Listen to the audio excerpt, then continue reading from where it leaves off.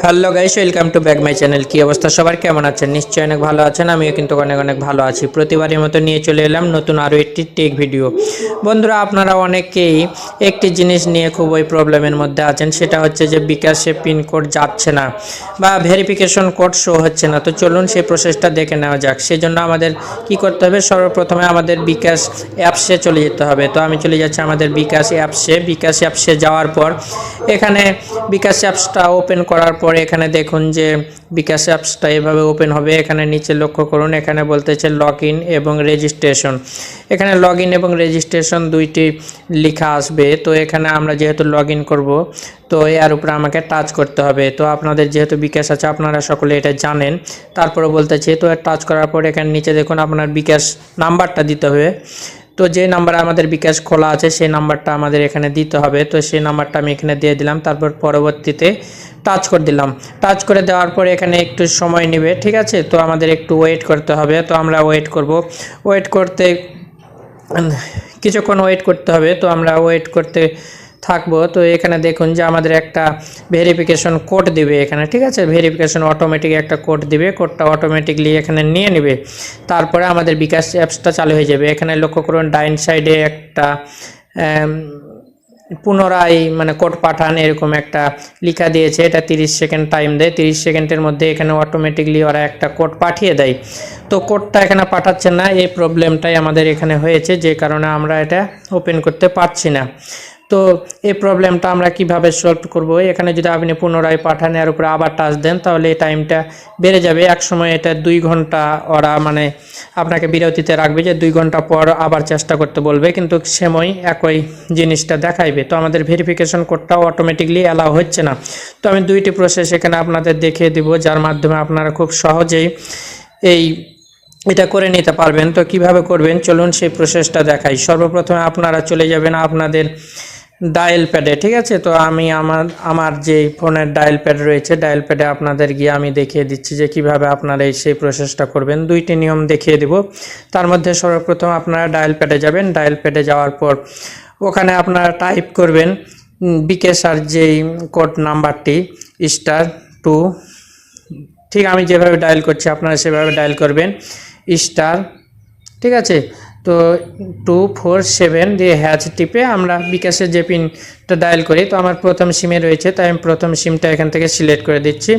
তো আমি সিম সিলেক্ট করে দিয়ে এখানে ওকে করে দিলাম। তারপর আমাদের বিকাশের যেই এটা এখানে চলে আসবে। এখানে দেখুন যে 9 নম্বরে রয়েছে মাই বিকাশ, ঠিক আছে। তো আমি 9 নম্বরে এখানে টাচ করে দিচ্ছি 9, ঠিক আছে। তো আপনারা এভাবে কিন্তু করে নেবেন আমার দেখে দেখে। তো 9 আমি এখানে বসিয়ে দিচ্ছি।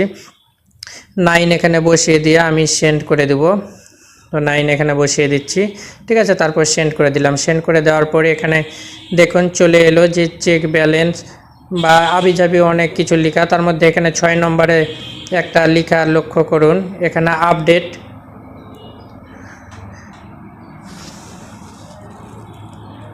MNP লেখা রয়েছে, ঠিক আছে। তার উপরে এটা 6 নম্বর আছে, ওটা টাচ করে দেবেন। দেওয়ার পরে এখানে দেখুন যে কোন সিমে আপনার সেই প্রবলেমটা হচ্ছে। তো আমার 1 সিমে জিপি লেখা রয়েছে। তো আমার যেহেতু জিপি সিমে এটা প্রবলেম হচ্ছে, তাই আমি এখানে 1 সিলেক্ট করে দেবো।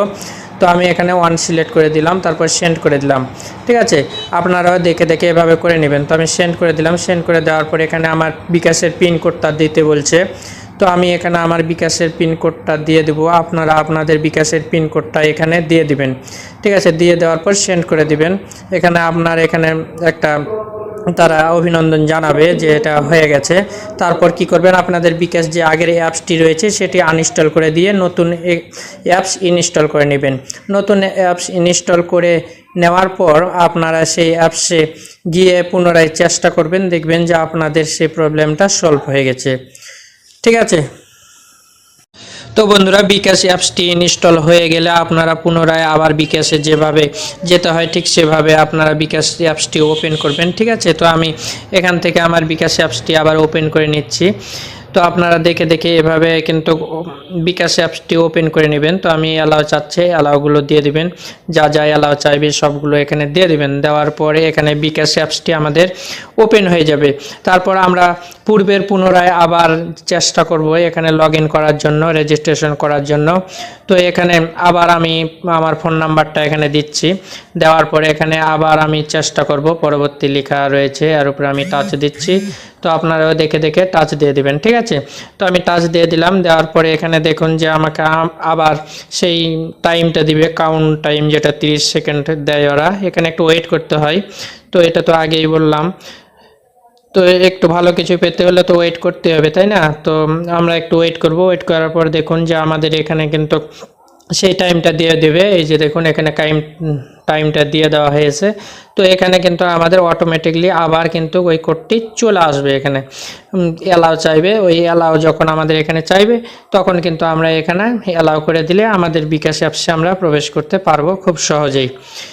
তো যদি এভাবে না হয় তাহলে কি করবেন, যে আপনার যে সিমে বিকাশ অ্যাপস খোলা আছে সেই সিমটা আপনি অনেক দিন ধরে বা দীর্ঘদিন ধরে বন্ধ রয়েছে বা রিচার্জ করেন না, তো আপনার কি করবেন, সেই সিমটাতে রিচার্জ করে নেবেন, ঠিক আছে। এটা ছিল দ্বিতীয় পর্ব, আমি যেটা বলেছিলাম দুইটি অপশন দেখাবো। তো আপনারা সেই সিমটাতে রিচার্জ করবেন, দেখবেন যে আপনাদের এই প্রবলেমটা সলভ হয়ে যাবে, অটোমেটিক এখানে ভেরিফিকেশন কোডটি চলে আসবে।